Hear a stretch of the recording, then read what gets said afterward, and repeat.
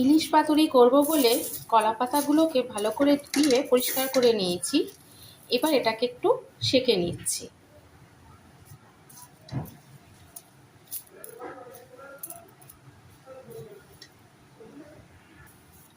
প্রত্যেকটা পাতাই আমি এভাবে একটু সেঁকে নেব,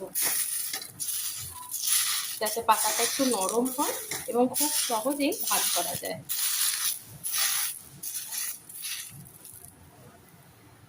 মৌমিতার খাদ্যবিতানে আপনাদের সবাইকে স্বাগত জানিয়ে আজকে একটা নতুন রেসিপি নিয়ে এসেছি। এটা অনেকেই অনেক রকমভাবে করেছেন, তবে আমি কিভাবে করি সেটাই আপনাদের সঙ্গে শেয়ার করছি। ভালো লাগলে চ্যানেলটিকে সাবস্ক্রাইব করে রাখবেন আর লাইক দিয়ে রাখবেন।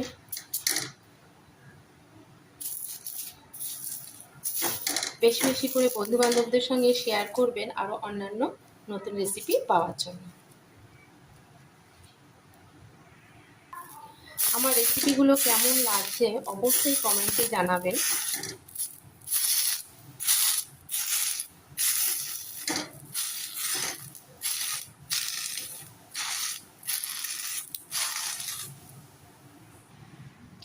এখানে ইলিশ মাছগুলো বাজার থেকে কেটেই আনা হয়েছে।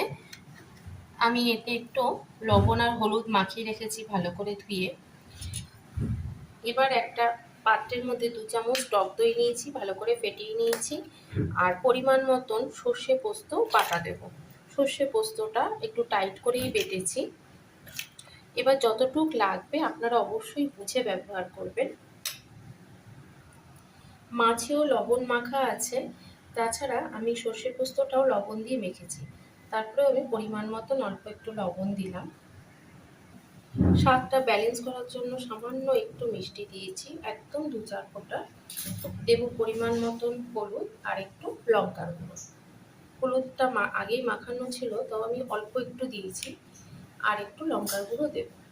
আমি এতে 3টে কাঁচা লঙ্কা দিয়ে মেখেছি, আর কালারের জন্য একটু লঙ্কার গুঁড়ো দিয়েছি। এবার ভালো করে সমস্ত উপকরণগুলো মিক্সড করে নেব। এতে একটু কাঁচা সর্ষের তেলও দেব।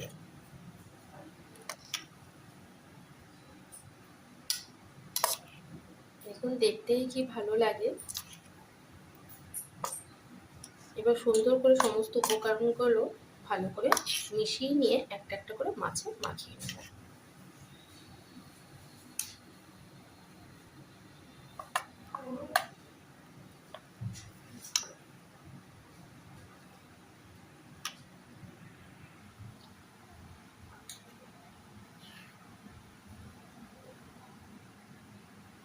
প্রথমে একটা কলা পাতা রেখে তার উপরে 1 চামচ সর্ষে পোস্ত বাটাটা দিলাম।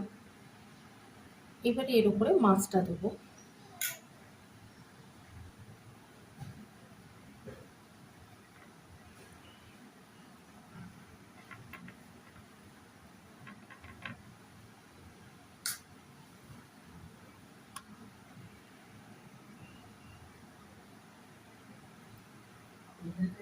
আমার যতটুকু ব্যাটার লাগবে আমি এতে দিয়ে মাছটাকে ঢেকে দেবো।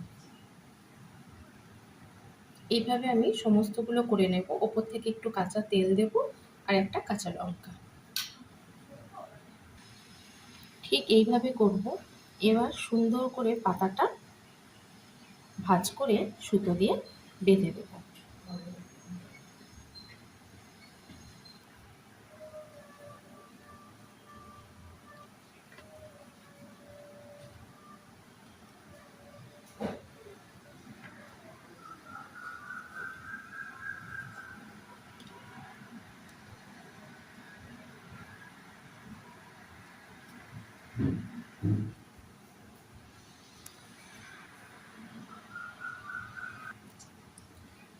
দেখুন এইভাবে সুতো দিয়ে সুন্দর করে বেঁধে নিয়েছি। এভাবে আমি প্রত্যেকটা করে নেব।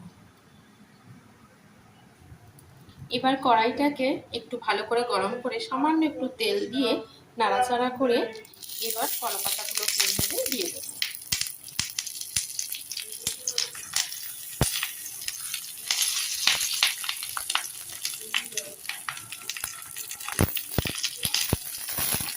এই সময় আঁচটা একদম লোতে রেখেছি।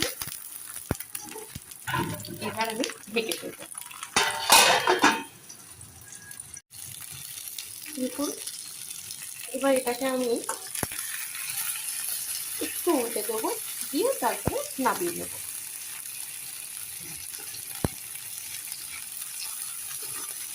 খুব সুন্দর ফুলে উঠেছে এবং এক পিঠ আমার খুব সুন্দর হয়ে গেছে। আমি মাঝখানে একবার নেড়ে দিয়েছিলাম। খুব সাবধানে উল্টাতে হবে।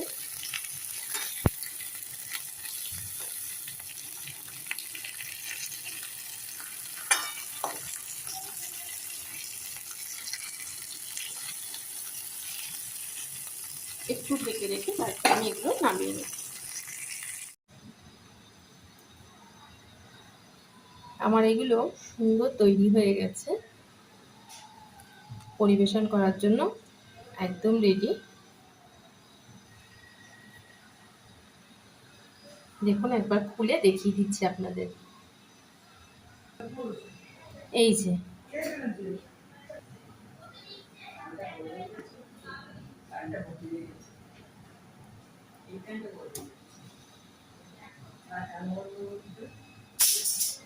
খুব সুন্দর ভাপা হয়েছে। দেখুন, খুলে আমি দেখিয়ে দিচ্ছি। লঙ্কাটাও আমার একদম সেদ্ধ হয়ে গেছে। এটা এবার গরম ভাতের সঙ্গে পরিবেশন করব।